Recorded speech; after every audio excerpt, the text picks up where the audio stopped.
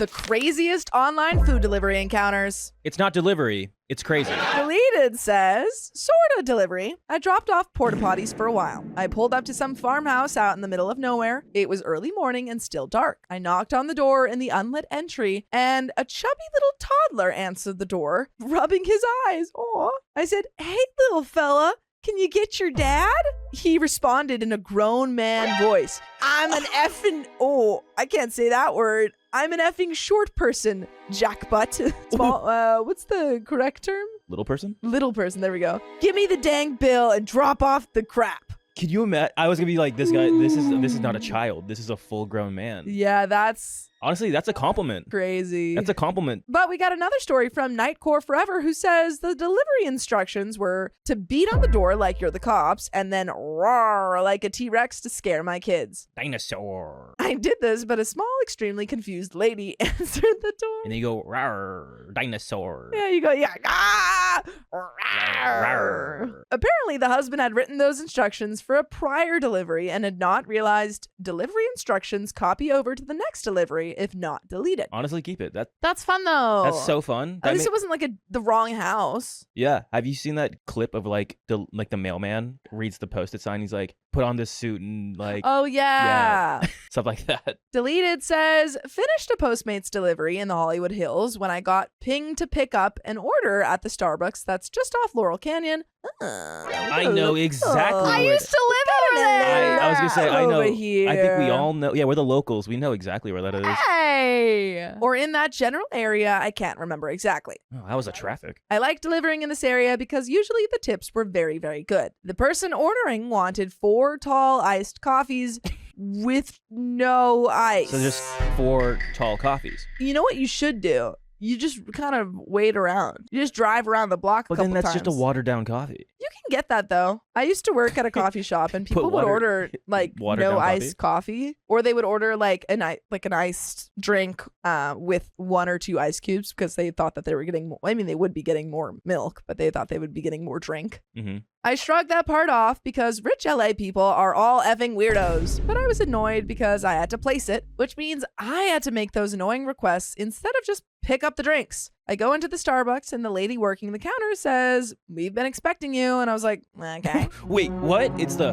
we've been expecting you. We've been expecting you and your no iced orders. If you're a Postmates courier, you know that if you have to place the order, the restaurant would not be expecting you. Seen a lot of posts in Postmates by couriers who say they just straight up refuse those. Then she tells me that this is Ariana Grande's exact order and that I will be delivering to her house. What? What? Okay. Ariana orders Slay. 4 no ice coffees? She needs to do that to be singing like that, you know? Oh, you know what I will say? With the iced coffee, you can just get like, we have like a pre-made thing. So you don't actually have to put any ice in there. It would just be cold. So that's actually a pretty easy order. It wasn't her name in the app, but it did occur to me that a celeb of her caliber probably uses an assumed name or has an assistant order for her. I still had my doubts just because I'm a naturally skeptical person. When I got to the address, I had to enter a key code at the gate, which wasn't unusual for this area. But when I saw the view and saw that it was basically its own compound of multiple different houses, I figured that even if it wasn't Ariana Grande's house, it had to be someone obscenely rich and famous. I pulled up to the house number specified in the app and texted that I was there per the instructions. The person who greeted me was a middle-aged 4'10" Latina woman with a limp. She said thanks and I left. It was Ariana Grande. That's exactly what Ariana Grande looks like. That was Ariana Venti. Hey, bada boom. She's like, I am a Mariana Grande. I live here. But maybe, it could have been her assistant. Maybe Ariana just doesn't answer doors Yeah. because she's so busy. That's very weird. You think that she would have her own personal assistant? Why wouldn't this be your, what do you mean? No, like someone that works for her to go get her, not like order like via Postmates or something like that. Well, yeah, that's a good point. It's a good point. But I guess everyone's outsourcing these days. Another story from @G68 says, I worked for a delivery company about 6 years ago. I got an order for a single cigar. Total cost of goods about $3. Delivery fee $13.50. He lived way the heck out in the booties. He also tipped me like $10. Turns out he was wasted and delivery fee is less than a DUI. Smart. Hey. You know what? Good on him. That's good on that person. I like that. Let's not drive drunk, people. Don't do that. Order through Postmates if you want a little cigar. Insane though that person was just like, I'm craving a cigar. Let me drop a $3 cigar, by the way. And he's like, Let me drop drop like 20 more dollars for that cigar. Yeah. You know what? Maybe it was really worth it. Can you get singles? Did they only come in singles? No. I don't know how cigars work. You can get singles, but you can also get like a whole set. Yeah, you can get Why a single. didn't you just get a whole set? I think he got Savannah, why? I think he Tell got me. I don't know. I think he got a flavored cigar. Those are like the really cheap ones that again are like $3 at like your local gas station. Oh my god. Okay, story time. I need your help. My mother-in-law just crashed my bachelorette party and now I have absolutely nothing to do on May 23rd. Well, I've got just the thing. Go to okop.show and get tickets for our first live show for you and your girls. I don't know, it kind of sounds boring. Do you think watching people's real problems get fixed in front of a live audience is boring? Wait, actually, no. That sounds like an incredible girls' night. That's what I thought. So come see OK Storytime live on May 23rd at 7 p.m. at the Stray Theater for $20 and leave your mother-in-law at home. F Folks says, well, I have something I'd like to contribute, but it's the reverse, meaning it's the strangest scenario I've had as a delivery customer. Ooh. Around 2004, 2005, going back in time, I lived alone in New Jersey with no car. That was your first mistake. But did have a fast metabolism. So I ordered from the local pizza place pretty much every other night. Okay, was that local pizza place the best pizza place in New Jersey? Because that's how wars determine over there. Like the local pizzeria that's nearest you is the best pizza, and any other pizza restaurants are the worst pizza. Literally. Yeah. Carly knows this. She's like, that's a fact. There's so many best pizza places in New Jersey. You just can't keep count. The owner and I loosely became friends after what was probably 100+ orders, to the point where more than once he let me order and pay the next time. Oh, you got a little tab? I love that. A local pizza shop? I want that. I've got a local bagel shop, and you know what? It's pretty great. It is cool. Like I have a sushi restaurant, and they know what I want. Yeah. It's very cool when like you're like friends with the restaurants that feed you. Delivery was usually done by someone in a beaten up car or at best a few-year-old sedan. One summer night, I placed an order for delivery right before closing. About an hour later, a dark car creeps up the driveway. Despite being pitch black out, I could tell by the reflections on the paint that something was different. It was downright surreal, like a CG rendering of a fake car. This is weird, I think to myself. The delivery is going to be here any minute, so I hope this bozo turns around and gets out of here quick. As it comes closer, I notice the design is unlike anything I've ever seen before. Eventually, it pulls all the way up, does a K-turn, and much to my surprise, parks. I can now faintly make out a logo, 2 R's stacked on top of each other. I didn't know much about cars, but I did know enough to know what 2 R's meant, along with the fact that anything made by said car manufacturer cost more than the most luxurious homes. Surely this is a mistake. What is this person doing in my driveway in the middle of the night? Do you know what car they're talking about? I do. Rolls Royce. Atta girl, you got it. I know a couple cars. Just a couple. My sister calls big people Rolls Royce. Why? Oh, I think it's pretty funny. You go, oh, here comes Rolls Royce. What is that? That just sounds mean. It's very weird. Yeah. Thank you for your contribution. Listen, sometimes I'll be like, all right, move over, Rolls Royce. And she goes, oh, stop. That just sounds mean. And it is. No.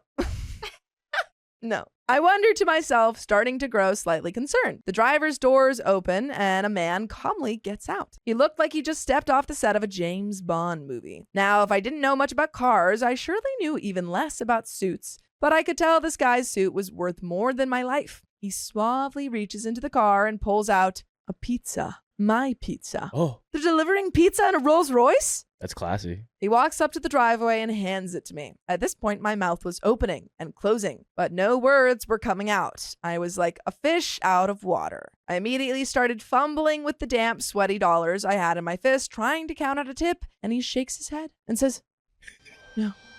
Then he tells me to enjoy my pizza and have a good night. What just happened? You just got visited by the pizza god. This is like one of those things you see in the desert. You're like hallucinating. Oh, yeah. This is your oasis. Why is there a Rolls Royce in my drive? Why is there a pizza? Rolls Royce delivering my pizza to me? And to top it all off, you have your tip ready to go. And he's like, you think I need a tip? Do you see what I came in on? This is how the angel Gabriel showed up to Mary. He's like, do you see how that horse that I rode in on? Yeah. That tip money ain't gonna do anything for that. He's like, I don't need your money. I don't want your money. I don't want your money. At this point, I slowly nodded, not knowing what else to do. He got back in his car, quietly pulled out of the driveway, and drove off into the night. What just happened? happened? Christine the Greek says, pizza godfather? I think that's what happened. I think you just got marked. A few days later, I decided to get some exercise and walked up to the pizza place rather than getting delivery. The owner was there and I mentioned the peculiar experience I had. He started laughing and told me, that was my brother. He's VP of finance for JP Morgan in New York. I forgot to give you your pizza to the delivery driver before he left, and I had to clean up for at least an hour, so I couldn't deliver it myself. My brother just happened to stop by to see me on his way home, so I asked him to drop it off to you since you're one of my most regular customers. What the F?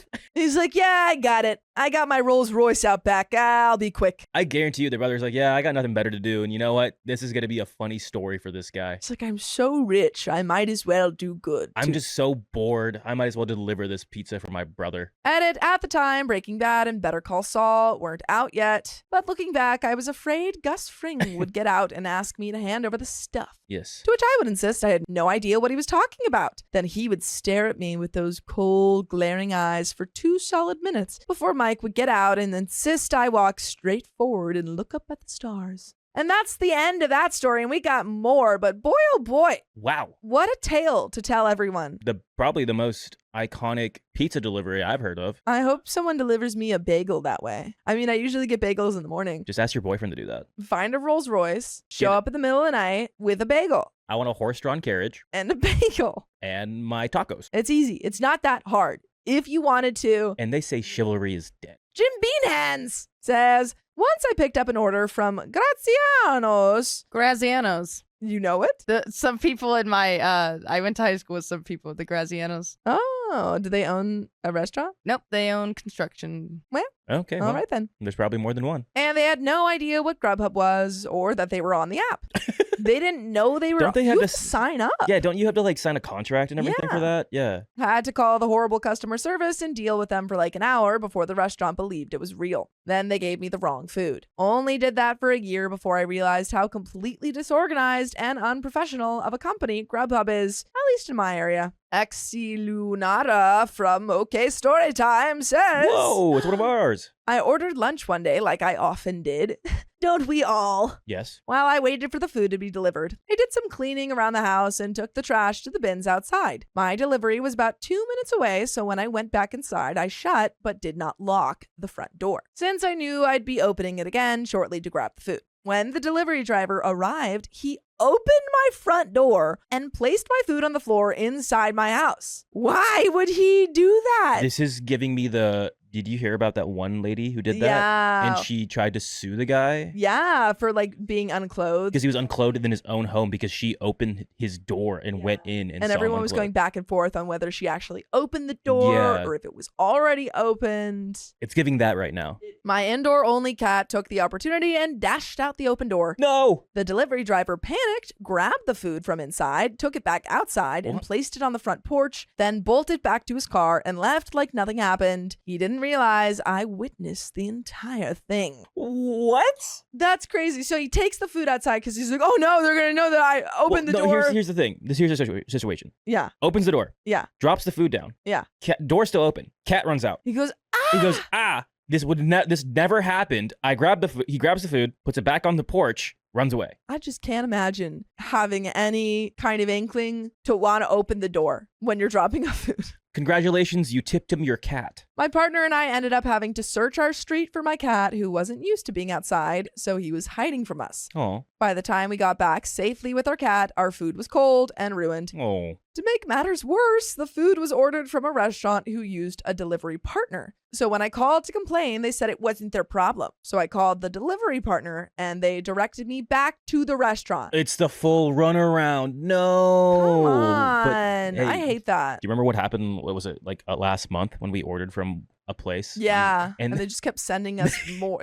We ordered, I think we ordered 4 meals. We ordered 4 bowls. Only got 2. And then we tried to reorder those 2 or because we were missing them. So they gave us that, but then again they were like, just give us the 2 bowls. Yeah. They gave us 4 more bowls. Yeah. Or no, did they? I think they gave us 2 bowls, but again, it wasn't the bowls that we wanted Yeah, it was or still needed. like wrong. It was still wrong. And so then we ordered again, and they gave us 2 more bowls, and we're like, what? We had like a total of like 6 or 7 bowls that night that we were just like, what is going on? Neither of them would take accountability for the delivery driver entering my house uninvited. You can definitely like put, I think, a negative review on the driver. Oh, 100%. Has this ever happened to you? Like any had a bad experience with a delivery? Yeah. Mm-mm. This has happened to me a couple of times. Yeah. The 2 that I can think of. Oh wait, no, I did have one. Okay, go for it. One time I was ordering food, and this is while I was living on campus. Or, I was on campus or something like that. And I had ordered food. I was at rehearsal or something, and I ordered food.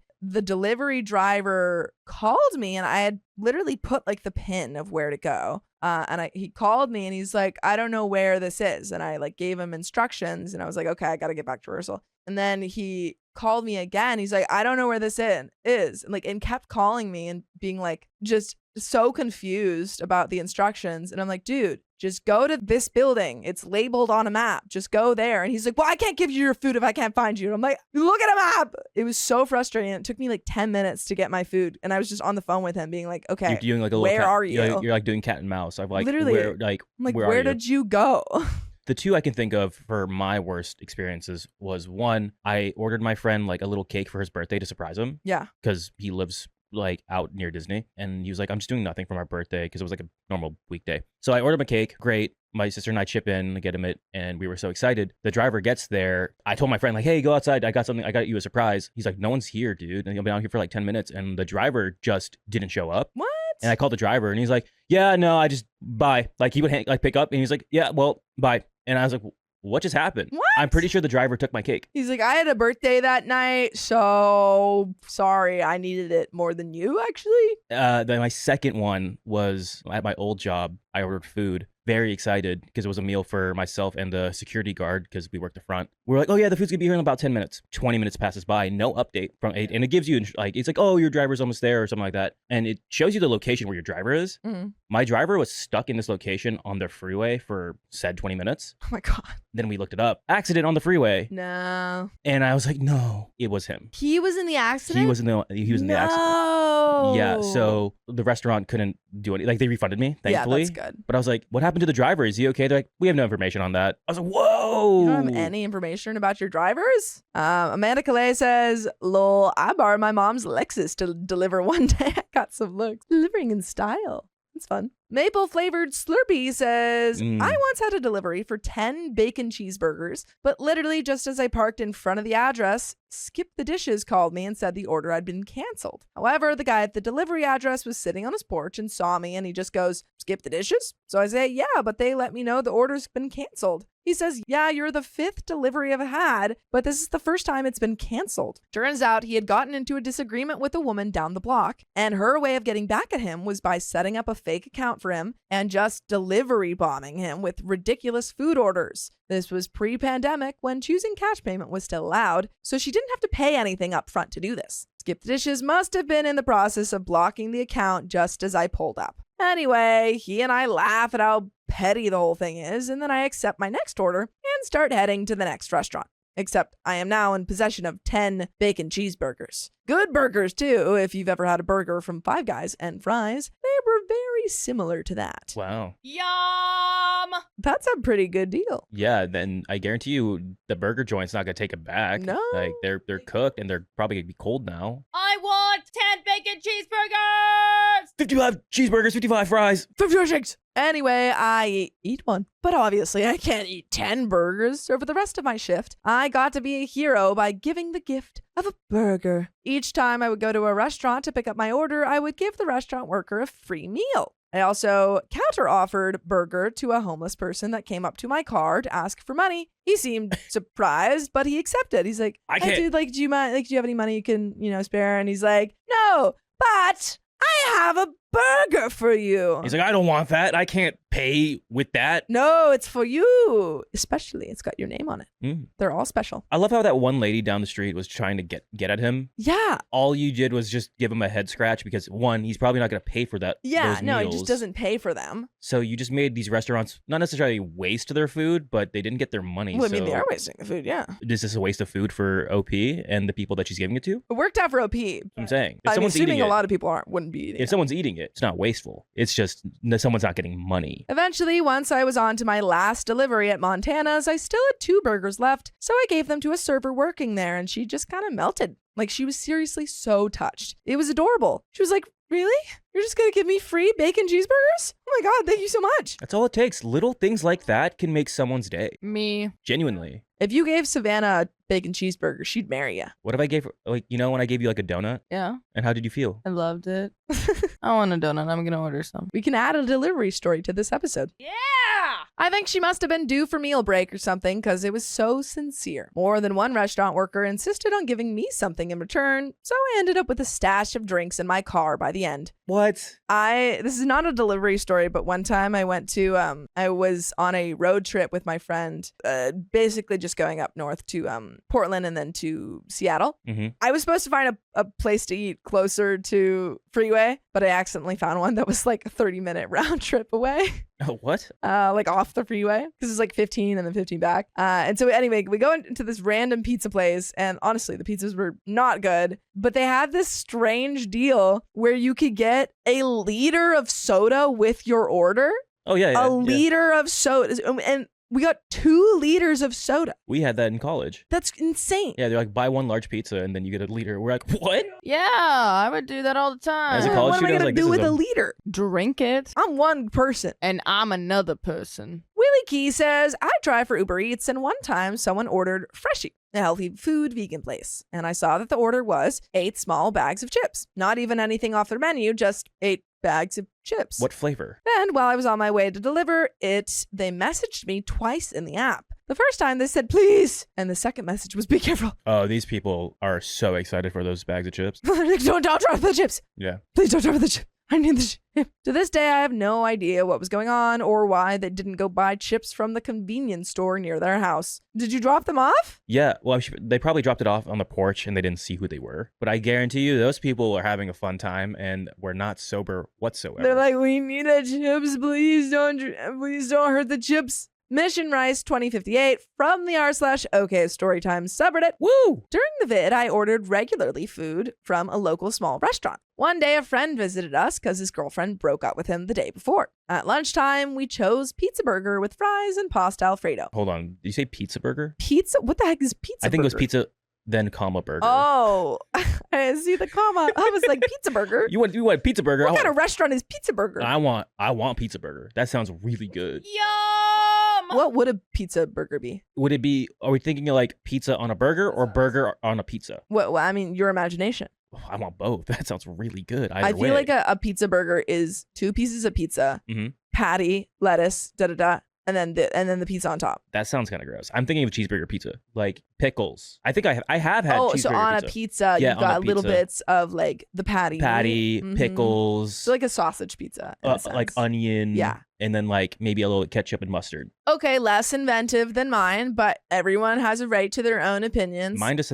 sounds like less calories. I guess pizza and Alfredo pasta makes sense. See, Carly said we used to make a deep dish cheeseburger pizza when I worked at a pizza shop. Also, Carly, can you tell us your craziest delivery? Because I know you have crazy stories. Yeah, put it in Carly, the chat. We'll read Carly it. has I know for a fact she's had a crazy one. Gimme. The app showed 45 minutes. We talked, snacked, talked some more, and nearly forgot about the order. 2 hours had passed when my boyfriend asked about the delivery. When I opened the app, it said 10 more minutes. Okay, fine, a bit late, but whatever. 10 minutes later, no delivery. 15 minutes later, I was getting fed up when I saw that it was delivered, but not to my apartment, to someone else across the town. No, that's like the worst That feeling. is the worst. That's again like the feeling I got where I'm like, oh, the food's like 10 minutes away and in limbo for 20, 30 minutes. One time we were really hungry here. I think it was on John's phone, but he had accidentally ordered it, or Riley or John had accidentally ordered it to Their apartment. John's apartment at the time when he didn't live here. Yeah. And we were all like, no. And so I had to go pick it up. But we were just so devastated. It is the most devastating thing when you're so excited and you're like, I'm ready for this. I'm going to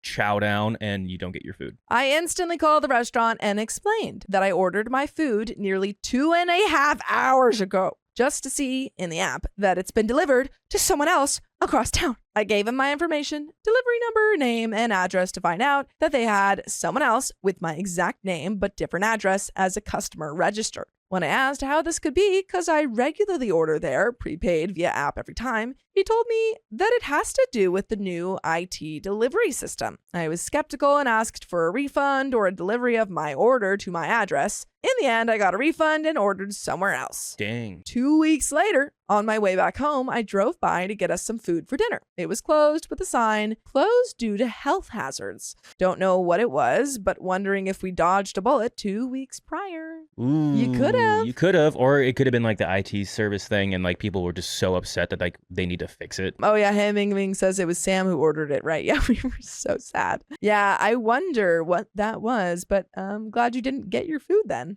We had a similar situation when we were in Bali. It was me, Sam, and his girlfriend, and we were watching Stranger Things in his room, and we ordered sushi, and we're like, we really want this great sushi, and it had really good reviews, and we're like, okay, it says it's gonna take like 40 minutes or something. Oh no. And okay. so we wait 40, and we're starving. It's like late, we're starving. 40 minutes goes by, and we look down, and it's like another 20 minutes is added on. And we're like, oh, come on. And then okay, 20 minutes goes by, and then like another 10 minutes is added on, and then they just cancel the order. What? Huh? And so we call the place, and we're like, hey, like, did you make our order? And they're like, well, what do you mean? Like, I don't know what you're talking about. Like, they can't really understand. Going back and forth trying to figure out if they made the food, because it had been a while, so we thought They also confirmed it. Yeah, well, we're like, maybe they made it because it said out for delivery, and then just like one of the Grab drivers didn't want to pick it up. Right. So we're like, I don't know. We call them. And then 5 minutes later, after we hung up, order different food. And then they call again. They're like, oh, yeah, we do have your order. And we're like, well, we already ordered, so we don't want it anymore. Did you get It was your so food? frustrating. We did, but not from there. Sorry. Crutchlin1 says, I used to deliver for Domino's and was delivering during a night with freezing rain, so it was very slick. I get to this one house with a steep driveway with no way I could drive up. I tried multiple ways to walk up the driveway and even on the grass, but would only make it up a few feet. I'm just imagining I'll be like... It's like that game show where you see people like trying to go up the hill and like oh yeah, they slide like down. When you like on Wipeout or no, Ninja Warrior, Yeah, like American at the end, when something they, like that. Yeah. But this guy's just had like pizzas on his back. Yeah. So I called the customer and explained the issue, and they came out with a rope. Okay, What? if they have a rope, then they've had to do this before. They like, yeah, They're like, all right, we'll go get the rope. we got to see this. Yeah, depending on how well you do is how big your tip is, you know? And I tie the pizza bag to it. So they pull it up the driveway, take the pizza, and put the cash in the bag with a nice tip. What? Okay, then how did they get down or inside their house? No, I think they're just like, we rope it down. It's like a little like pulley system. I guess so. That's crazy. Yeah. That's cool. Studley Wonderball says, I delivered pizzas to a rec center for a kid's birthday. There was about 12 pizzas, and they were in the warming bags. I tried to carry all the bags at once, which led to the boxes being slanted and the pizzas sliding squished into the corners. Ah, you tried to be a hero, and you now are a zero. When I pass the pizzas to the guy, he opens them and is super upset. He's like, I'm not paying for this. Which is fair, but the policy was if you don't like the pizza, you can either not pay and I take the pizzas back to the store, or I take the pizzas back to the store and then come back with new ones and you pay full price for those ones.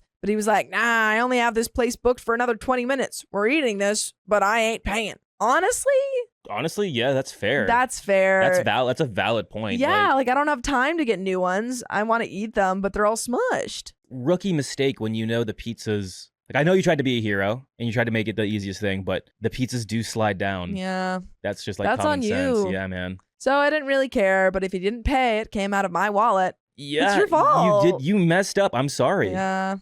So I called my boss, who was a very aggressive, loudmouth piece of work, and told her what was up when the guy grabbed the phone from me, and he and my boss began screaming at each other over the phone for about 5 minutes. Until he screamed, the only way you're getting this money is if I send it up to your driver's butt. And then he covered the mic, winked at me, and whispered, I'm just kidding, and then hung up. But he's like, yeah, you're still not getting any money. Honestly, I like that guy. The guy's like, you know what? I like, whatever. Listen, mistakes happen. Not paying for this. You know, like I'm not mad at you. Well, it is your fault, but I'm not mad at you. I like that guy. Yeah. The bill was about $140, so he looked at me and said, I'm giving you $70 for the pizza, and I'm giving you $40 as a tip. Do not give that $40 to that witch of a boss you have. Honestly, nice guy. This guy's like, dang, your boss sounds like she's a lot. Yeah. This guy seems very genuine. Not the a-hole, this man. So I went back to the store, told her he would only pay $70, and she said, oh well, at least we got something. And I got a big tip, even though I was the one who screwed up. Lesson it learned, I guess, or Yeah, new no. lesson. Always screw up and you get a big tip. You got $40. He didn't have to pay his whole order. I think we got a story from Carly. Carly says, oh, I remember one time working at the pizza place. My parents ordered pizza, so I sent a driver to my house and he took out my neighbor's mailbox. On purpose? Like with his car? I'm assuming he hit the mailbox. Did he take it out with his car, or did he take it out with like He he had like a just baseball took it. bat? He just took it home. He's like, I really like He's this mailbox. That's a cool mailbox. What if Interesting. it was my mailbox? Someone said earlier, they delivered it to Rapunzel for the last story about the rope.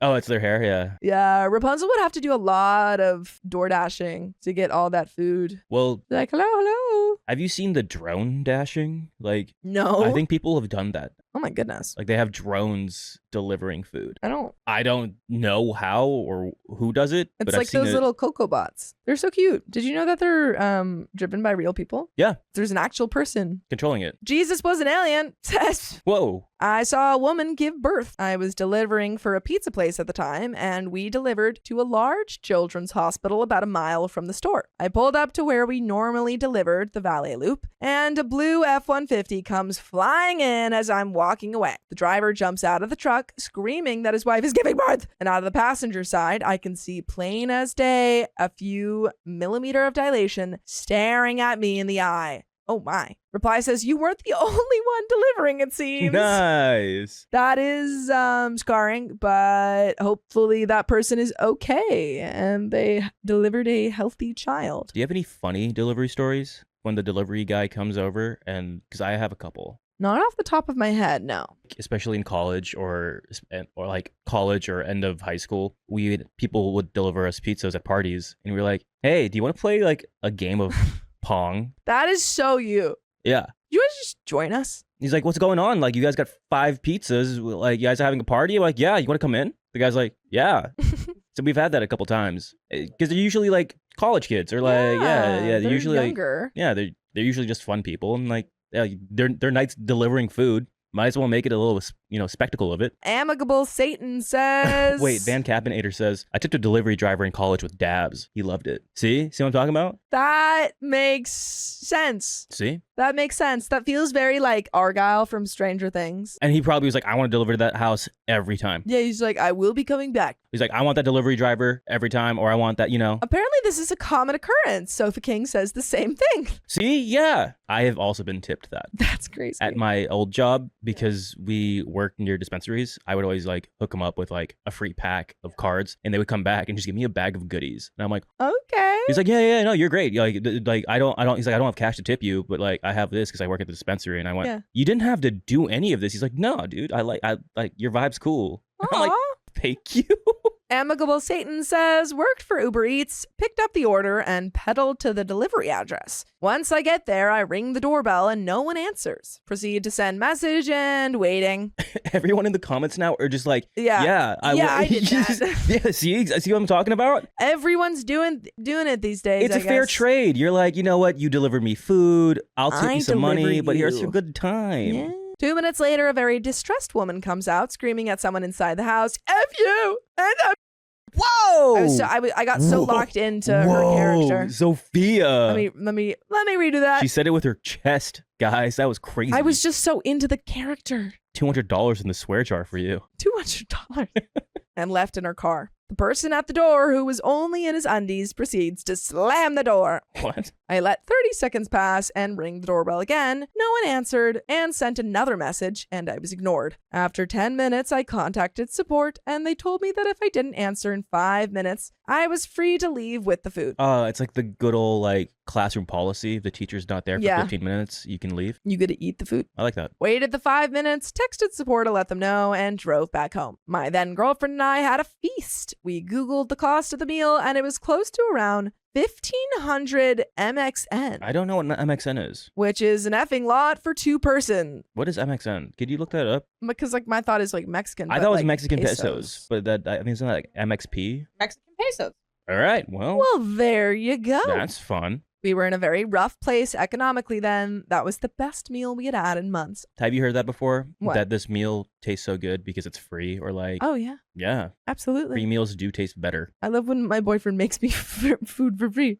It's great. Have you ever been like gotten like free food in public before? Yeah. Not like samples or anything, but like someone's like, I'm not eating this. Oh. Have it. I don't know if I would accept that. Sophia would never, ever take that. Are you kidding me? Savannah absolutely would. It happens a lot to me. I think whoever's with me is just like, my sister especially is like, why do you always get free food from people? Like we were in Manila in like Yeah. the Mall of Asia. Someone was having like a huge like thing of ice cream. He was like, here, have one. I went, no, it's fine. He's like, no. Like, I just got it. It's like, it's fine. Like, you're good. Like, we have too much ice cream. Or like at like Disneyland. Disneyland people give me snacks all the time. I'm like, you bought me a Dole Whip? I don't even know you. One time when I was younger, I went to there's this place called Thrifty's Ice Cream. Oh, yeah. And it's always in like a Rite Aid. And so my friend and I, actually, my friend Allegra, Wait, she was here on the stream last night, you saw. this was when I was about 10 or 11. We walk into, this is in the Valley. We walk into the Rite Aid and we go to get ice cream. And I'm like, can I have 1 scoop of ice cream, please? And I don't know what Allegra ordered. But the guy's like, you know what? Like, you guys just want a whole tub? Yeah. Yeah.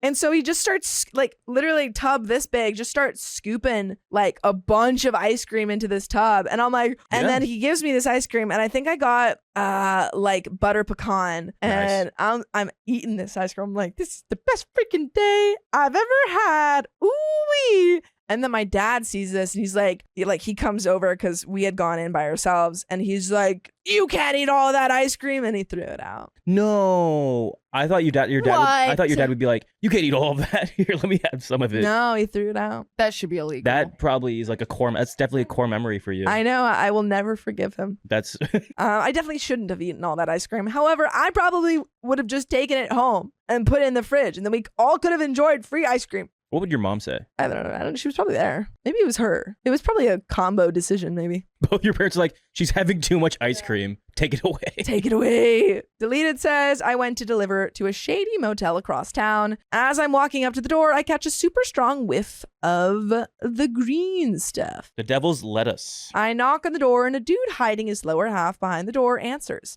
And I see a chick in underwear and holding an unattached bra to her chest. Weird enough already. Well, then their dog, big black lab, just bolts out of the motel room and they're both unclothed. So they ask me to go get their dog. Dude, I'd be like, dude, Was the I don't dog know, watching? Put clothes on. Yeah, wait. Is the dog there and watching you guys? Like what? That is weird. Well, they're in a motel room, so they're probably cheating. As I said it, I realized that. That's crazy. And they also have a dog.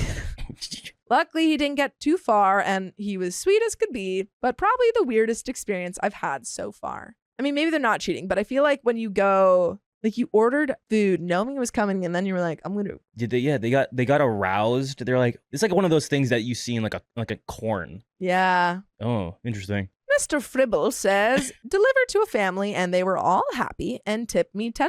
I get back to the store only to find out they demanded 2 new pizzas, a refund, and my tip back. Why do you ask? There was a chunk of Canadian bacon on their pizza and they were Muslim. I didn't make the pizza, yet I got the biggest burn. Oh, Yeah, I mean, that's not your fault. That's not. Yeah, you didn't even. I guarantee you didn't even see it, unless if you did. They gave you a cash tip, so it's not like you're going to lose your tip. Restaurant would just have to pay them back, which they should. Yeah. Manic Expressive says, I got one. That one time I followed a weird middle-aged guy into his basement for a life-affirming surprise. Why would you follow him? Sorry, you did what? Why would you follow him? Delivering pizzas, my attitude is that nothing can really go that wrong so long as I drive carefully, avoid muggings, and never enter a customer's home. When I was younger and hadn't yet adopted that last rule, I delivered a proper stack of pizzas to a really nice house in a very wealthy neighborhood where I was greeted by a classic mid-50s suburbanite guy.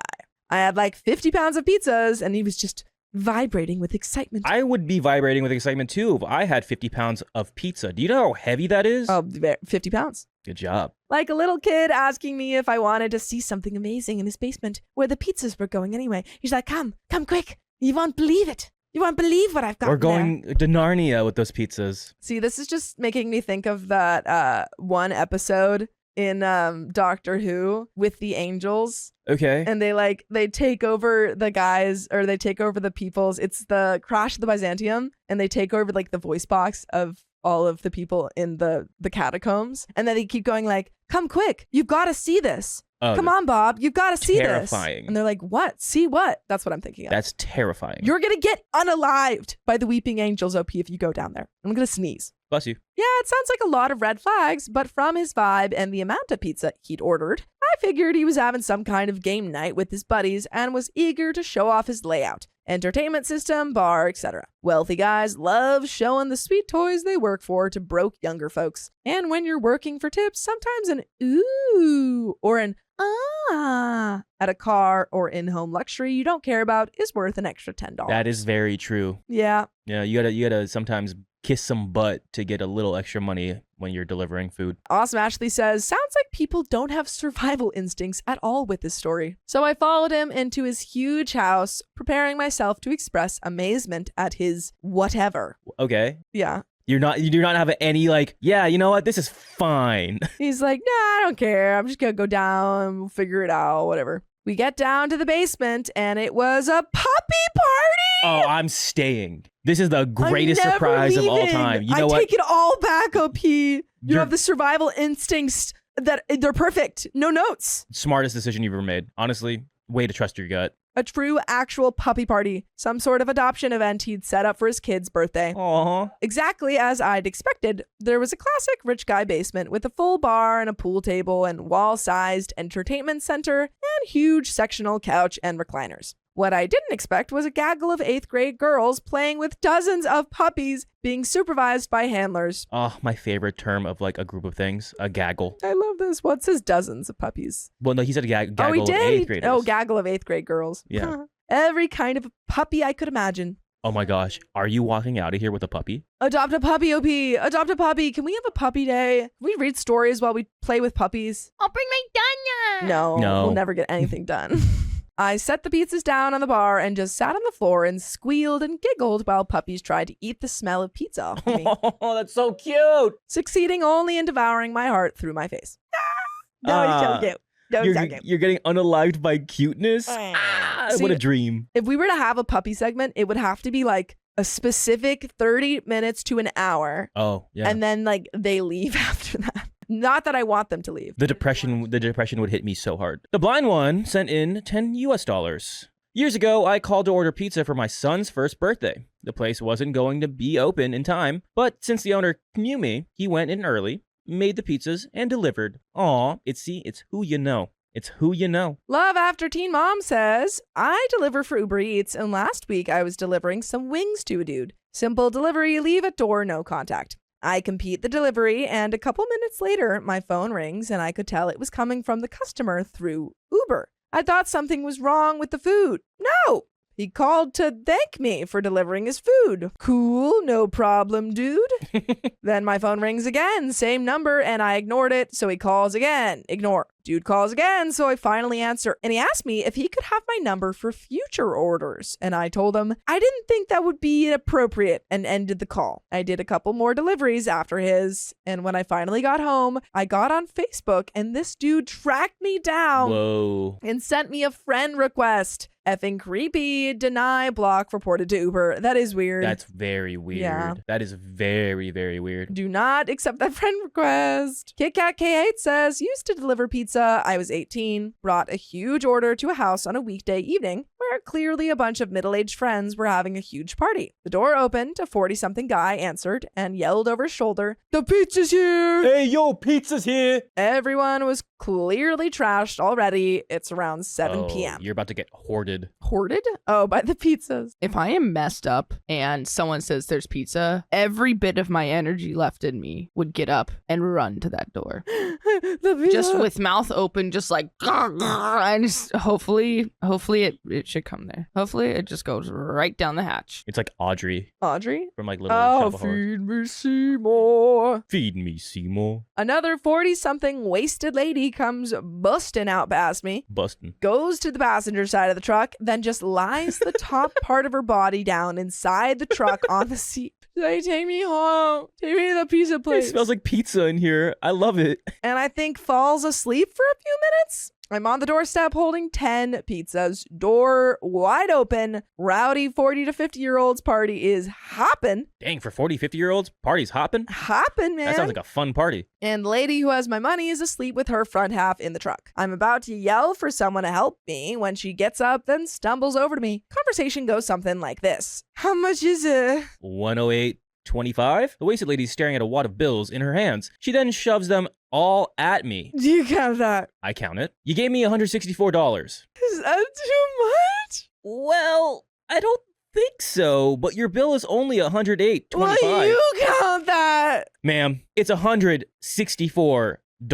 She stares at me a second, looks at the pizza, looks at the money, reaches into her pocket, pulls out another 10 bill, and slaps it on top of the pile of money. There's your tip. I unloaded the pizzas and took off as fast as I could. Best tip I've ever made in my life. At some point, yeah, you might feel bad. I don't know. Would you? See, I think she thought you were saying you owed 164. I don't know. In that situation, you kind of like told her, hey, that's too much. I would have just given it back, like the money back, but also, I don't know. Seemed like she is not going to remember, so. All this pizza talk makes me Order a pizza. You should get a bacon cheeseburger, a pizza, And then you can- Alfredo. Yeah. Get it all. Still the wrong guy says, rainy, cold, miserable night, perfect for delivered food. I bring 3 orders out, and the first one I get, I call and no one answers. So I go to the door and start knocking. A handicapped autistic young man in pajamas answers and steps out in the rain to get the food. Before I give it to him, I have to collect the money, but before I do, the door closes behind him, locking him outside with me. No. Now he starts to cry because the door is closed, he's locked out, and doesn't have the money on him. His mom was sleeping in the bedroom with her door closed, and Junior wanted a snack. No. Now I feel like crap because I have to leave and keep delivering, but I can't leave the food because he hasn't paid, and he's stuck out in the rain in his jammy jams. Oh, his jammy jams. That's so cute. So I make the decision to call the shop and gave my credit card to pay for his order. No way. And decided that he could ride with me on the next 2 deliveries. Just take this. Poor mom, though. Very weird. You're like, hey, you want to go on a ride with me? You want to, like, I don't know, Want to go deliver food? He's like, okay. With me on the next 2 deliveries, eat his food until I had a chance to figure out what to do. By the time we finished and got back to his house, I helped him bang on the door until his mom, who was also handicapped, made it to the door and let him back in. First thing he said was, Mom, I delivered pizza! Oh, this is so cute. I felt so relieved I didn't bother collecting his bill. But I can tell you this, anytime Jack wants to go on a delivery, I'll be happy to take him. Aw. I love That was that. so sweet. I freaking loved that. Way to go. Opie, you're an angel. You paid for his food. Yeah. You said, you know what? I'm not going to leave you out in the pouring rain. I'm going to teach you the art of delivery. EDGAR says, this is one of my favorite random interactions from my time as a delivery driver for a Japanese You restaurant. know that person was just named Edgar? Oh, Edgar.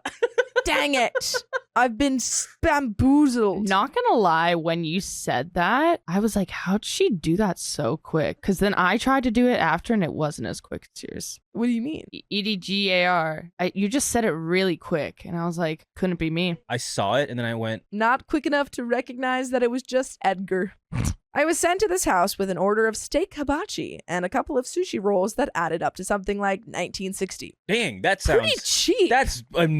sign me up for wherever that is. What? I want that. Order something, Savannah. No, I just want to keep complaining. Add sushi and hibachi to the list for Savannah right now. I like to call before I got to a place just to give people a bit of a heads up. So by the time I got to the door, it was already open. In the doorway stood a chubby kid about 9 or 10 years old that reminded me a lot of the kid from Bad Santa, Okay, but without the curly hair. gotcha. I tell him the total as I pass off his food. He hands me a $20 bill, and with a straight face, he smugly says, keep the change, pal. I knew he was going to say it too.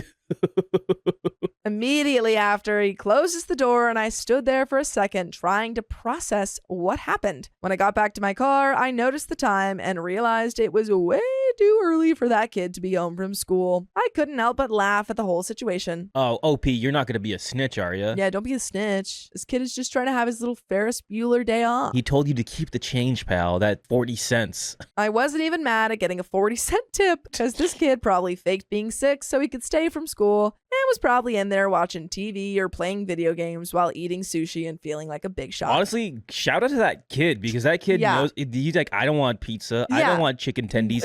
I want hibachi steak and like a tempura roll. Found cheap sushi and also ordered it as like a, I don't know what, 10, 12-year-old something. Like a 9 or 10-year-old. This kid's a hooligan. He's like, yes, I like to eat the finest things on my days off. I didn't just eat pizza like a freaking loser. He literally woke up that day. So, he already had that planned probably the night before. He's like, I'm going to act like I'm going to school. I'm going to call out sick. I'm going to order hibachi and sushi, treating myself, and do nothing all day. I knew I would have at that age.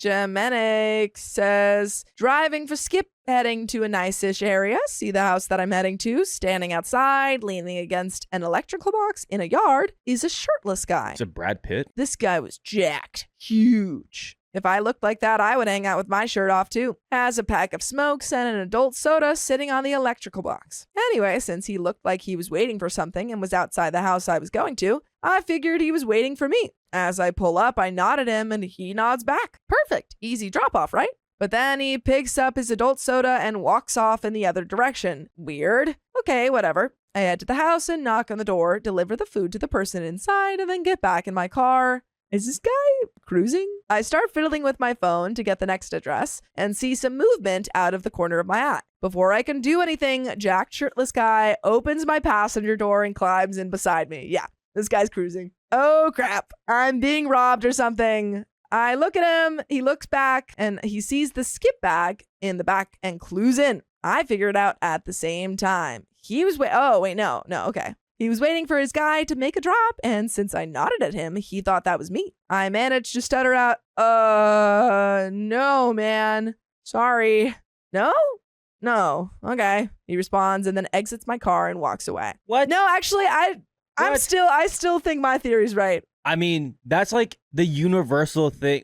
Well, it depends on how you nod it. It's like the way men nod, this is what's up. This is like, okay, this is like, let's go out back. This is like, check out over there. That's how it is. How did he nod? Which way? I need up, to know left, how he nodded. Down, right? Did you do the secret cheat code of down, down, up, up, left, left? Opie just starts flying away.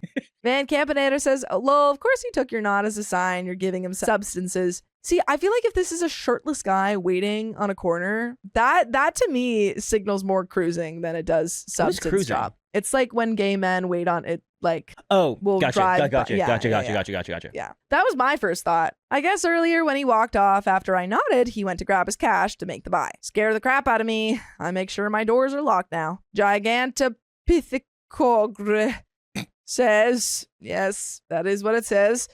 About 10 years ago, I was a driver for a certain red-shirted butt hat chain. Is that Pizza Hut? I would say ass chain, but what the heck does that mean? Bless you. On one of my shifts, I got an order for one of our regulars I had never delivered to yet. Part of his order is a cinnamon bread thing with frosting. Oh. He orders it with extra frosting. Look at Savannah. Add it to the list. So I make up the order, and after I add extra frosting, my best friend that also worked there saw the food and was like, no, dude. When that dude says extra, he means absolutely bury that thing in frosting. So I drive to the address and the guy invites me in and has a quick conversation. And I mentioned that a coworker straight up saved me because I didn't realize how much frosting he wanted. Mind you, this guy is probably a solid 350. No judgment, just an observation. He's also probably the nicest man on earth. Anyway, he says, oh yeah, the missus likes it that way. I think he's referring to his wife. Nope. The man opens the box, puts it on the floor, and exclaims,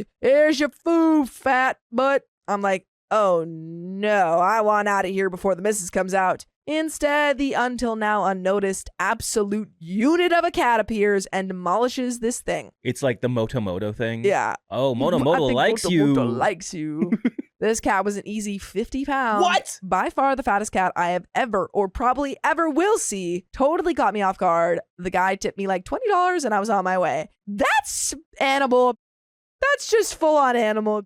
He gave that to a cat. He gave just a bunch of frosting. like a rum raisin frosted to the max. Yeah. Pastry. That's just animal. I would report that house. I would have reported that house I to would like report some that sort of house. animal. That's crazy. This absolute unit of that cat. Yeah, they're like, hello? Why did you call? He's like, I just saw an absolute unit of a cat. That thing was a ball. Biddy Birdie Bunny says, I finally have something for one of these. I did Postmates back in like 2016, and one of the orders was a pair of high-top white Vans. I rolled up to the house, and the guy invited me in for an adult soda, which I was thinking I should probably say no in order to seem professional. I'm that guy. The guy insists I come in for an adult soda until I cave. Turns out that he was the head of the product for Postmates. I ended up hanging out there for a while and chatting about working on the app, tech, the company, and all that kind of stuff. Very wild to feel like you're getting punked. It's like undercover boss. Yeah. He's like, no, I just come on in. But honestly, he would have been like, no, you failed because you That's what I thought he was going to say. You never go into a person's house. I was like, I'm your boss and you messed up. You messed up. You shouldn't have gone into the house. It's just protocol. You're supposed to say no every single time. Very unprofessional. I'm firing you from Postmates. Yeah, I'm firing you from Postmates. Do you want to be my VP? Yeah. I'm firing you and then I'm rehiring you. You got guts. You got guts, kid. You got guts, kid. But folks, that's the end of those stories and the end of this episode. So if you love us, make sure to subscribe. We love you. And see you tomorrow. Hey, don't leave yet. We've got some stories that we think you'll enjoy, so stay tuned for the next one. My husband has a card hobby, and it's destroying our marriage. The hobby is alive and well. The hobby is alive and well. I need advice. My husband and I have been married for 5 years with a 3-year-old daughter, and my husband's card hobby is destroying our marriage. I've never heard that one before. For background, last year, he started getting into wanting a hobby/business and is buying and selling NFL NBA cards, which he started after having gambling issues with roulette. Oh no. By the way, this comes from user ConsciousShine8265, and if you want to submit your stories, go over to the r/OK Storytime subreddit and submit them there. He ended up hiding how much he was spending, putting at least $8,000 on the credit cards in 2 to 3 months without him selling any cards. I am the breadwinner in the family as well. I make approximately $7,200 a month post-taxes, and he makes about $4,000 a month post-taxes. Before having the hobby, he also bought a $90,000 car with a $1,745 car payment because it made him happy, although I said it was not a good idea. Girl, not a good idea? You can't afford that. That wasn't an idea. Due to the spending issue and other factors like him having anger issues, I filed for divorce last year. Yeah. He said he would quit the hobby and sell all his things, do therapy, and change. I canceled the divorce and stayed to work on the marriage with a marriage counselor. We did sessions, but over time, he hasn't felt like they've been necessary. We now have $72,000 in debt consolidation because of cards, his past gambling, as well as multiple different things. 1 year later, he's now into his hobby again, and he's already put about $800 on the credit cards. He is trying to use TikTok and whatnot to do a game platform and make money. His philosophy is you have to spend money to make money. For example, he wanted to buy $1,000 worth of packs of unopened cards to try and sell them. When I explained that I'm not a fan of this hobby, he says I can't ever let him have a hobby, and I'm glad it's not golf because he would never be home. At this point, do golf. Do golf. Do golf. It's not your... Oh, because he would be gambling on golf too. I mean, at least then he'd be an athlete. At least he'd be putting some energy into it and get some sun. He'd like, watch guys, I can do a hole-in-one. $1,000. That's a crazy bet. I honestly feel like this is not going to end well. We have also tried splitting finances, but that wasn't the best as he was not always able to pay me back for half the mortgage or our daughter's school. I really just don't think this marriage is going to last unless I support this hobby and let him buy and spend whatever he thinks is necessary. No, stop. Don't support this. Why are we supporting the man-child who makes half the income and you're the breadwinner? Clearly, he needs support for his gambling problem, because this is just an extension of that. The card hobby that he's describing right now, there are collectors. He is a gambler. Yes. I guarantee you, if he buys $1,000 worth of unopened packs and he doesn't sell them in a day and a half, those packs are going to get opened. He's not going to make his money back. Update. I went through his eBay account and found he put 2 bids for a $1,500 card and $1,900 card and made an offer to a third card for $1,900. I also forgot to put our ages. I'm 32 and he is 42. The hobby's alive and well. Update number 2, got into an argument and said I was not happy and wanted a divorce. His reply was, I told you I wouldn't let the hobby ruin the family and I'll get rid of everything, etc. My reply was, that's beside the point, which, yes, at this point, that's not even the main concern. It's everything else. Here's some comments. Number 1, he doesn't have a hobby. He has an addiction, and that is gambling. Opening trading card packs is the same thing as gambling, only in this case, you're hoping to hit it big with that one card that sells for hundreds of thousands. Trading cards can be a hobby if one responsibly collects and buys single cards that they want for their hobby, and at times open packs for the fun of it. Your husband is not doing that. He needs to address and get treatment for his gambling problems, and due to gambling's close association with collecting trading cards, he's going to need to give it up. If he can't, not only will your marriage not survive, he will ruin his life financially beyond repair. Comment number 2 is, you're going to be so amazed at how much more money you have after you divorce him. Yeah.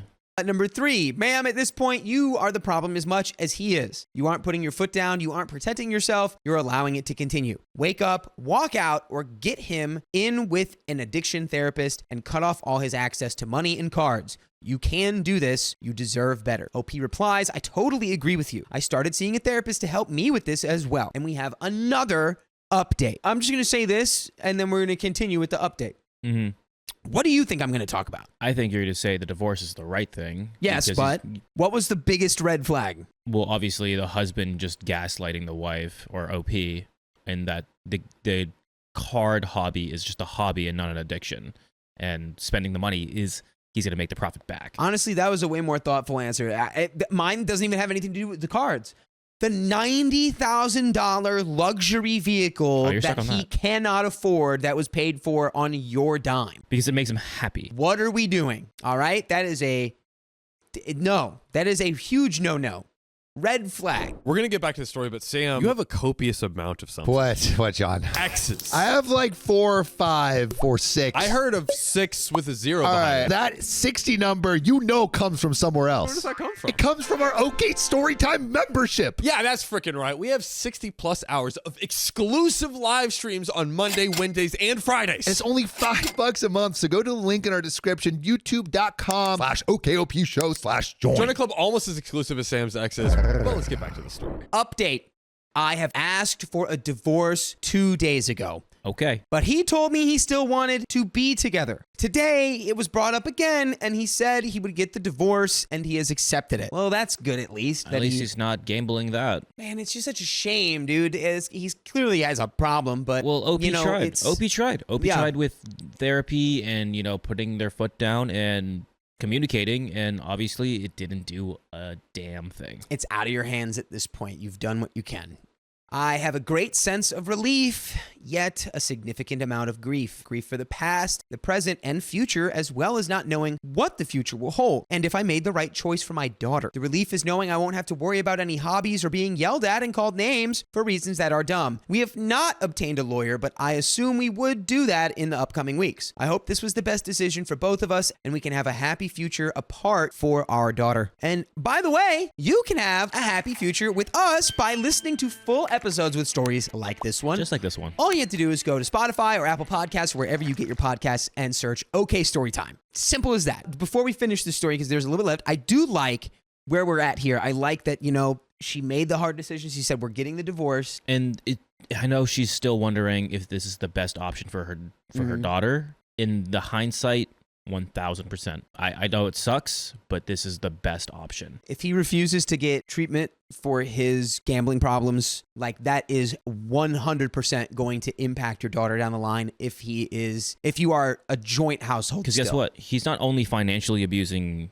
the family right now, but he's also emotionally abusing you, and that's just... Yeah. That's not an environment. That's unacceptable. That's not an environment for anyone to be in, let alone a child. This dum-dum who's spending thousands of dollars on sports cards that he's opening, which is not how you make money, is berating you about you doing dumb things? It's just not something you do in a loving relationship with your wife that you have a child with. Yeah. So he's got his own problems to work out, and it's best that he does it away from you and your child. And the grief is understandable, but with some counseling and some time, I think you'll find that you have made the right decision here. And I think if he finally understands where his life is going, hopefully it hits him, sooner rather than later, but maybe he'll understand, and then maybe he can still be a figure in your child's life. But right now, he needs to learn the hard way, because it just keeps like repeating of, okay, I'll do this, but let me keep doing this. Yeah. It hasn't stopped. So that's unfortunate, but this is how you stop someone. At some point, you can probably consider finding a path to co-parenting, Yeah. So let's finish this story. If there's any advice for life during the divorce process and after with children involved, we do have one daughter who is turning 3, then I would love that as well. Cheers to new beginnings. And there is another update. Okay. Thank you everyone for the advice and support. Definitely made the right decision, as now he decides cards weren't his thing and he's looking into doing e-commerce. Looking at getting my own lawyer and moving out. And we do have some comments here. Comment 1, I'm echoing everywhere here. There is no we in lawyer. You need to go get the best divorce attorney in town before he does. You have loads of financial baggage to unpack with his gambling and hobbies and his not always paying me back for our child. Your lawyer and you may, and that is a should from my eyes, want a forensic accountant to take a good look at all of his finances and make sure you are actually aware of the whole truth. That will include making sure there aren't things in your name that you're unaware of. Yes, you did a debt consolidation, but that doesn't mean you saw everything. And since you have a child who he had shorted in the past, getting a support order with extra insurances built in will be your lawyer's job. Maybe you want him to fund 3 or 6 months up front because he's demonstrated that he's reckless with money. You probably want a judge to agree to direct garnishment of his wages rather than money going to him first. Once money is in his hands, he's irresponsible. Prove that point and get the garnishment. So, and this is the voice of experience, you need a really good lawyer who has experience working with complex financial settlements. This isn't a standard, here we agree, we just want out divorce that any family lawyer could handle. Start asking around. Ask your banker or your investment person for recommendations.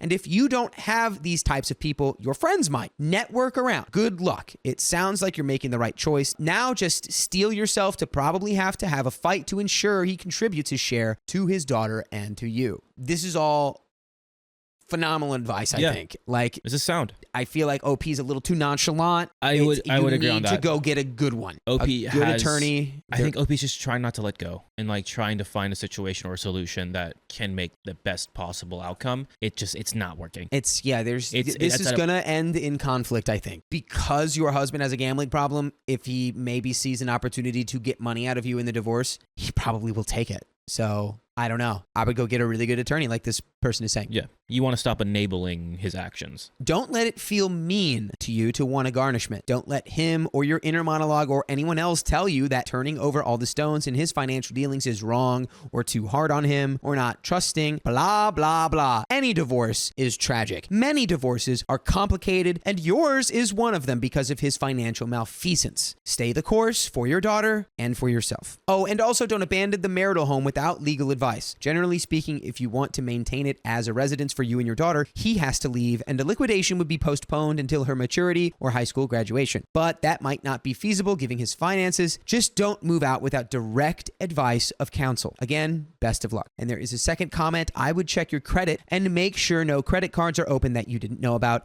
and then freeze your credit and social security number. I would do a sit down and have one heartfelt talk. His expense will go up and the amount coming in will go down due to your income being gone and him living on his own. That for his own sake, he should get a financial planner and solo counseling, or he could get into some serious debt and with the wrong people. Hopefully you both can continue to be civil for your child. And that is the end of that story. Yeah, the comments took it away, and I think we also said on top of that the right stuff, and just stop enabling him, and you just got to make sure you put your foot down. You gotta look out right now. What you need to look out for is you and your daughter.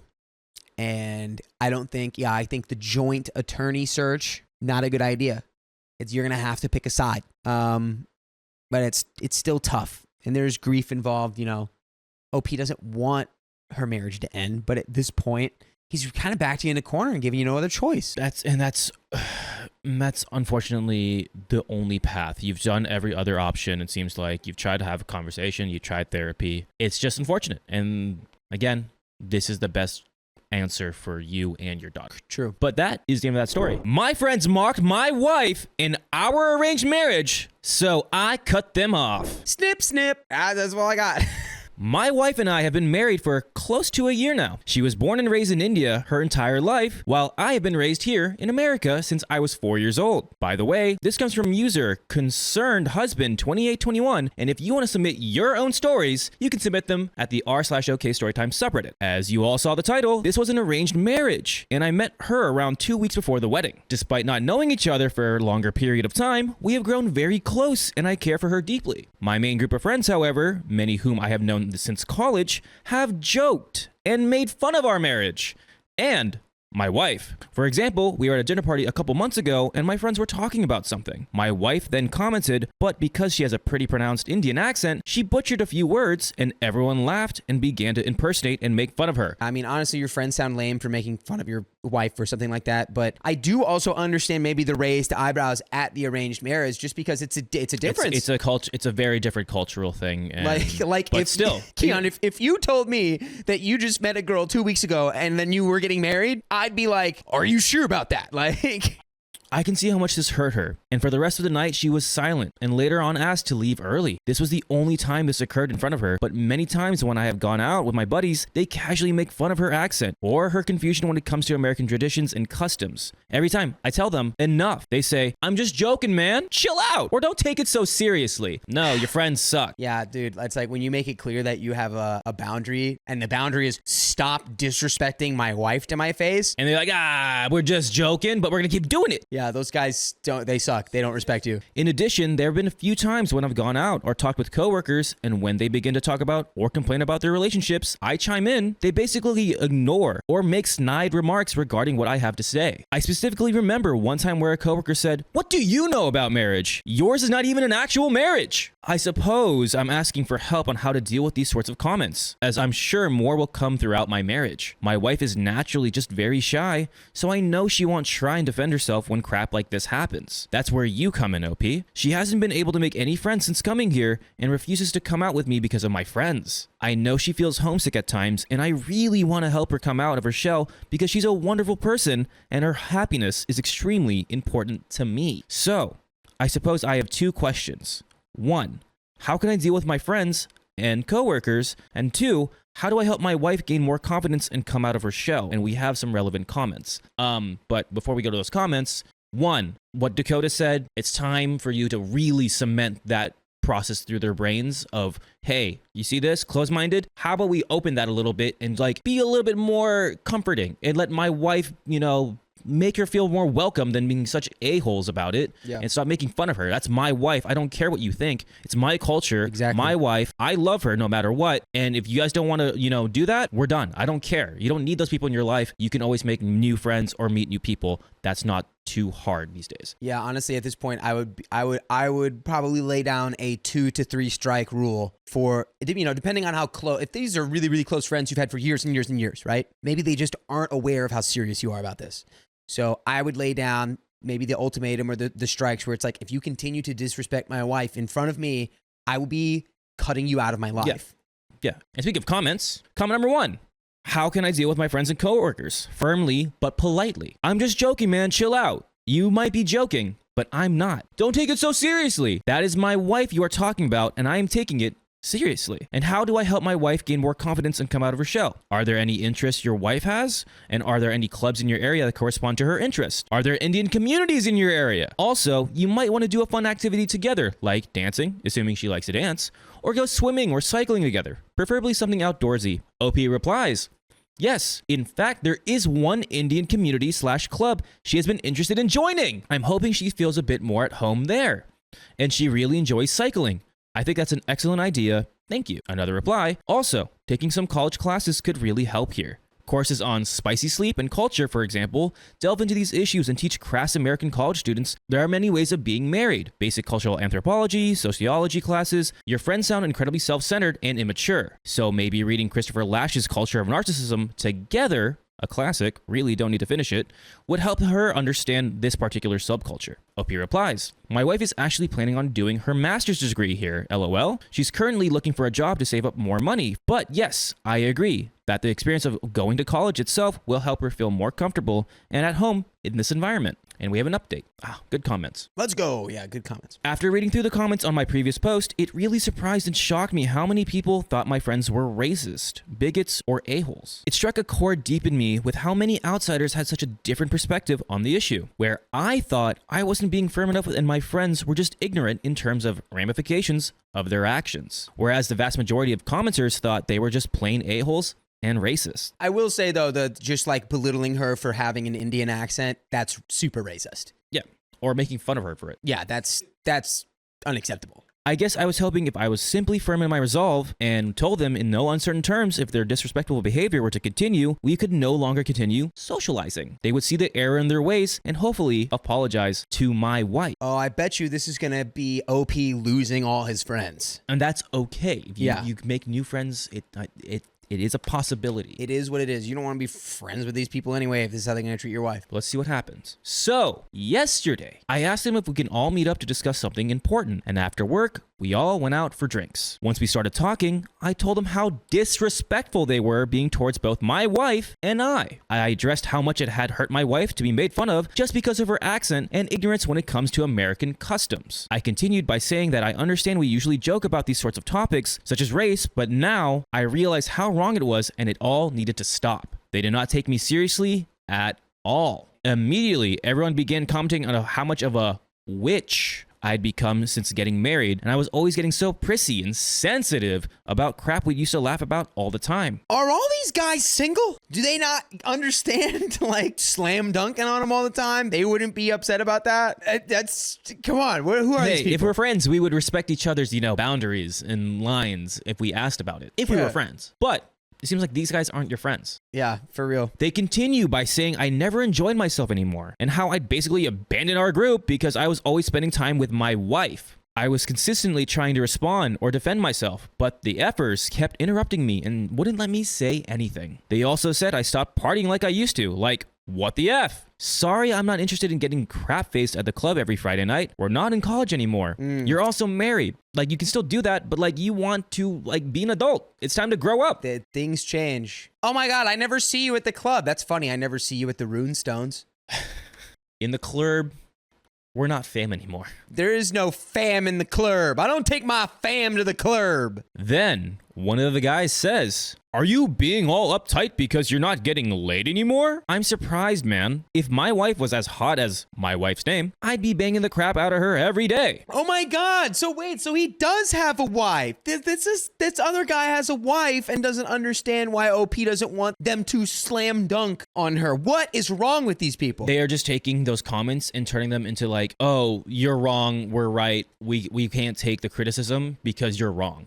You're not getting any spicy sleep. You are a loser now because your wife just came. You're not you, man. You're like, no, you're still you, OP. You just grew up and they are stuck in the past. Yeah. Then all of them effing laughed like he'd made a hilarious joke instead of being a massive a-hole. After that, I was done with him and told him I no longer wanted to socialize with people who were being completely disrespectful and held bigoted attitudes towards my wife, and then I left. Yes. Once I got home, my wife immediately asked what was wrong. I suppose I must have still looked pissed off over what transpired. I told her how sorry I was over the way I handled the situation and how she would no longer have to deal with their mocking and bullying. She looked extremely guilty that I said this and told me I didn't have to sacrifice my happiness and friendships just to please her, and I should continue hanging out with them if I really wanted to. I don't know.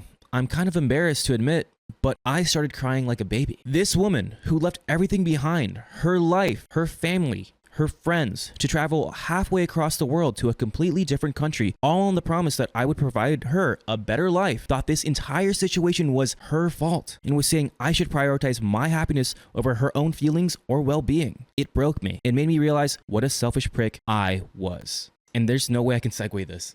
There's no way I can segue this. Because that was really sweet. That was so sweet.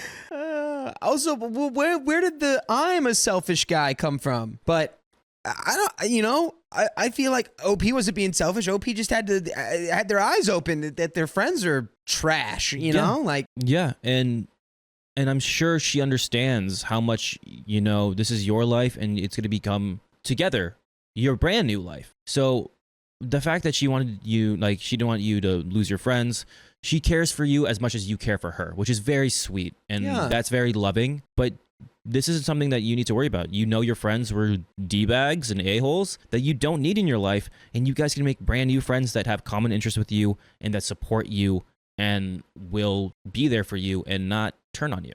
There's a little bit left to the story, but I think we kind of hit that on the head there. Yeah. I think the last comment I have to make before we finish this up is you may have lost your old friends, but you're making a brand new friend with your wife here. That's right. Like, she's not going to resent you. She understands that you're putting her first before anyone else, before yourself now. So it really sounds like it's time for a new chapter. These guys just want you to like go out and get wasted and like hook up with chicks. Like, they're living in the past. Yeah.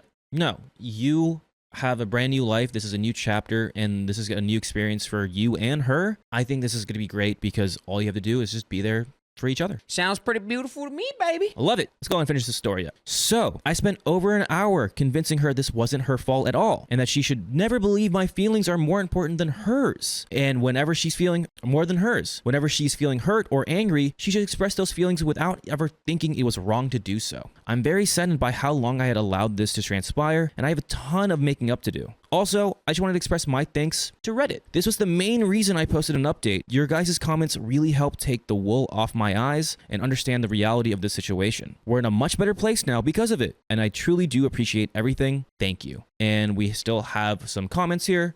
Comment number 1. All of these guys are single, right?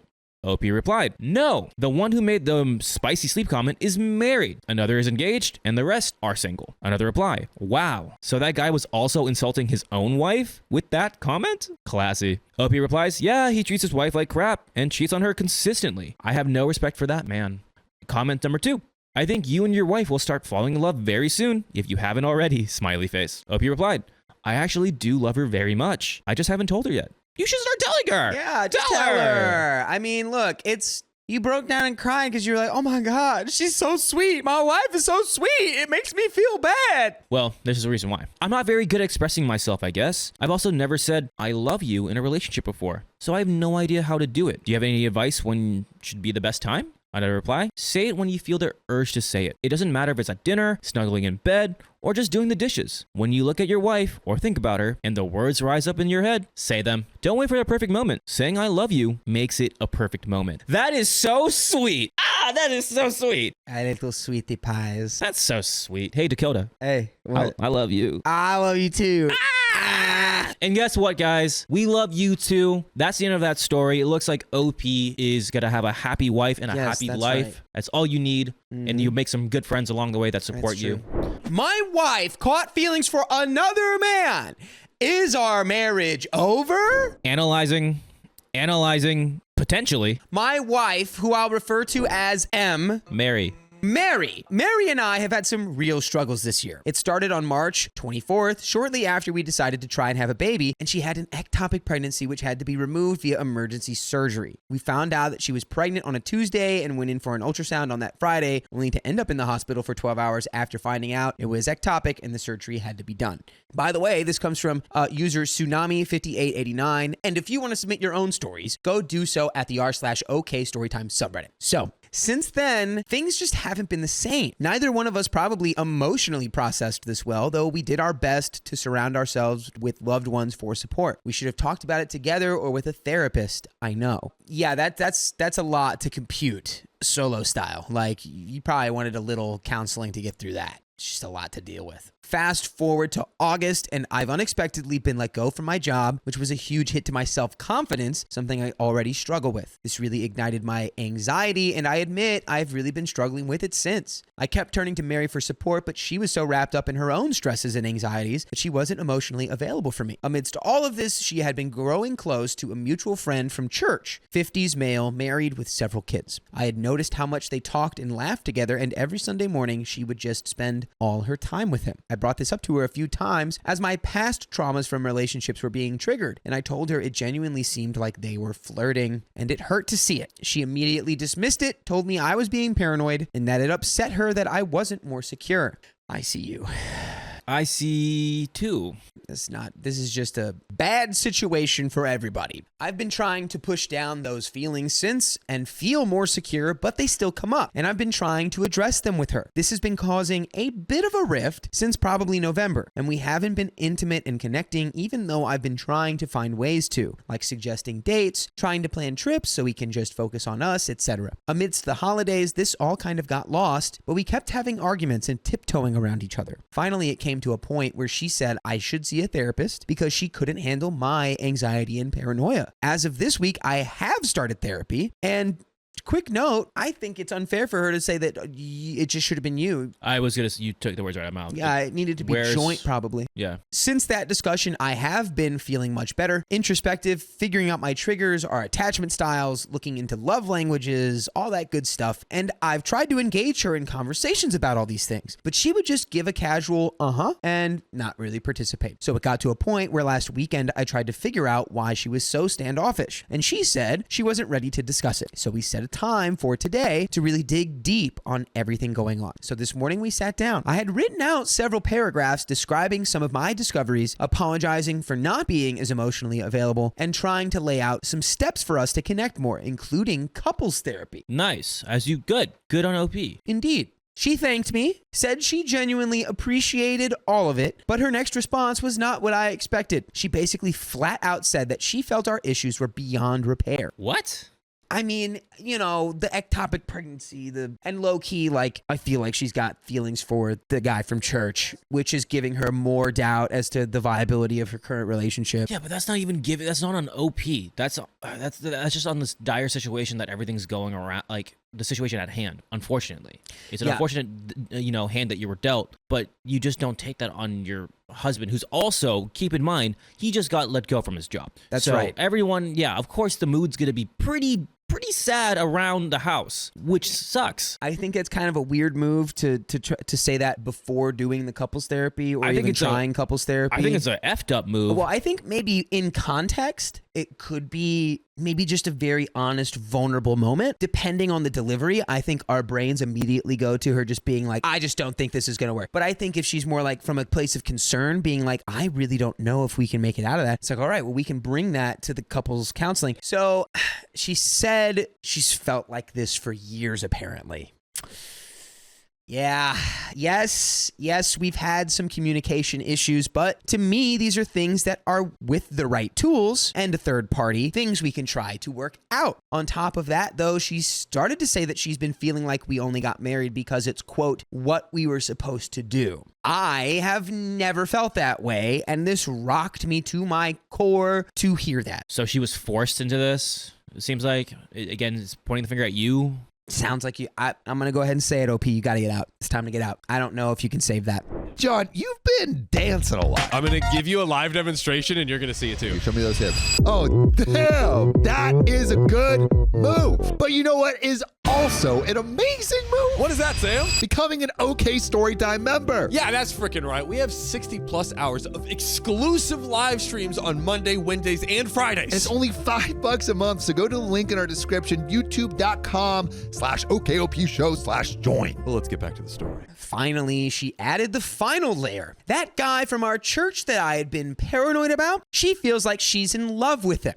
Oh, no, honey. Don't worry about him. I hate being right. I hate people who just lie and just don't communicate any of their feelings. Nothing has happened between the two, and he has no idea that she's in love with him, apparently. But to hear that broke my heart so much. Deep down, I don't think she actually loves him. I think that I wasn't emotionally available as she needed at times, and she found some of that comfort in talking to him. Beyond that, I know this guy pretty well, and I don't think he'd leave his wife of 20 or so years for this. Yeah. So it's a facade. It's just, again, she found something that where both you and herself were in a dark time. she couldn't find any happiness, and she found it in this one guy, and it's all in her brain. I tried to explain this to her and that I still think we can work past these things with a couples therapist, but she is so confused that she's coming across as determined there's nothing we can do. She ended up going to spend the night at a friend's after 3 hours of us talking, and we're supposed to find time to regroup tomorrow. So is there anything I can say to open the door to keep discussing therapy at least? I do love her very much, and I know she cares for me. I can't even fathom losing her, our relationship, our house, our family ties, etc. But also, how can I get past her letting me know she feels this way about our relationship and about someone else? So we have some comments. Number one is she's cheating on you, at least emotionally, if not physically, with a late middle-aged married guy with kids. If they haven't done it yet, this freight train is headed there fast. In addition, she has told you that she's checked out. My advice is make all her dreams come true and set her free to pursue Prince Charming.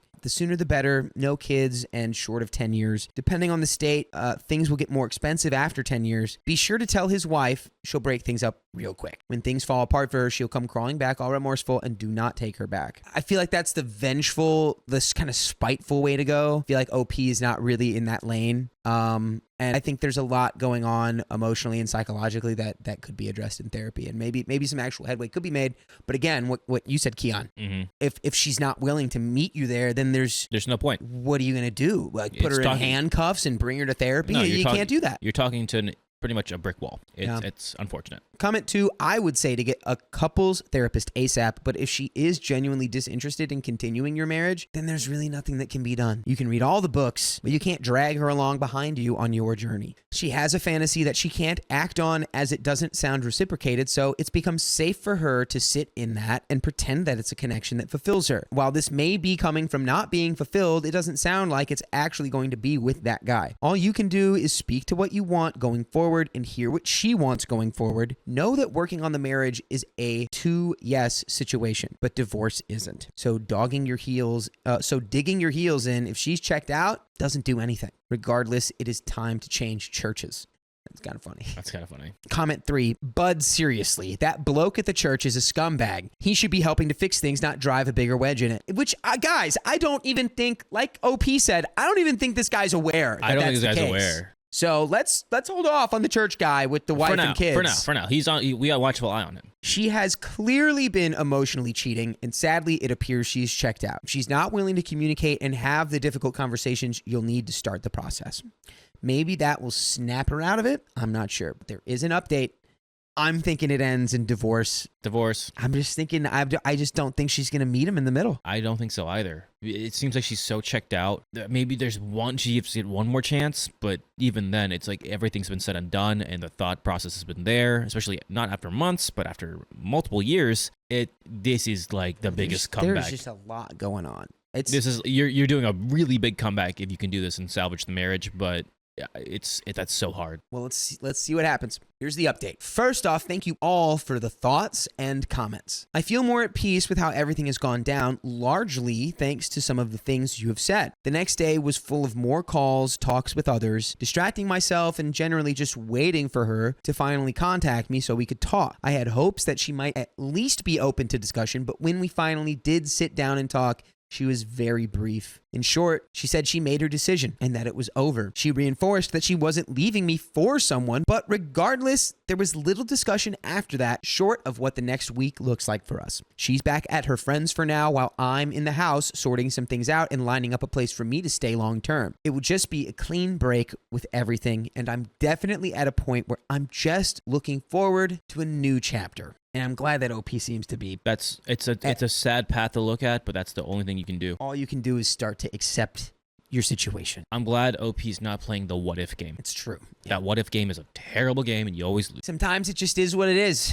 It is what it is. And by the way, I have something that is what it is, and it's full episodes with stories like this. Really? Yes, and all you need to do is go to Spotify or Apple Podcasts, wherever you listen to podcasts, and search OK Storytime, and there you will find them. Nice. So I think, we've got a little bit more story here. I think we've pretty much hit all our it's points. It's one of those unfortunate scenarios where you just don't do the tango anymore, and you just do a solo dance. Yeah, it just feels like they're just not at the same place. Honestly, it was curtains as soon as she said, "I've felt like this for years." And it was definitely closed curtains when she said, "No, I don't think like she put in zero effort to salvage your relationship. Zero. And she might, like, after some time apart, it's very possible, like the comment said, she might come back and like, hey, I've thought things through.